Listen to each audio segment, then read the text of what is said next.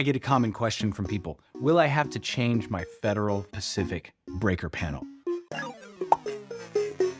Most people don't even know what that is until they're trying to sell a house, and then the home inspectors, hey, you've got a Federal Pacific panel. Here's all the things that could go wrong with that in the future. And the seller's like, yo, I never had any issues with my electricity. It works. I plug things in, they work.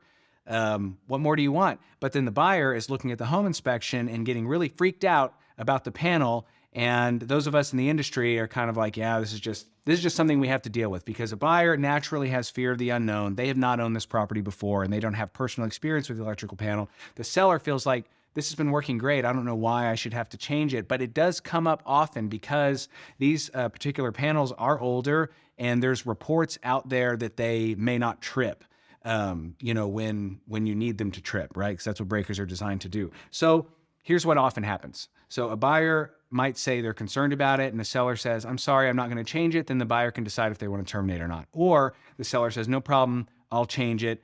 They get it switched out before closing, often putting the invoice on the closing statement, paying out of their proceeds, or somewhere in between where they say, I don't want to change it. I recognize this is a concern for you. Here's $500, here's $1,000 at closing, and you can address it if you want to, where the buyer might say, great, I'm going to switch it out. Then they buy the house and they're like, this works fine. I'm not going to change it and I'm going to keep the money, which is fine. That's how the arrangement works. It is a common issue. So if you ask me, am I going to have to change it? I say, I don't know. We'll just have to see how it goes.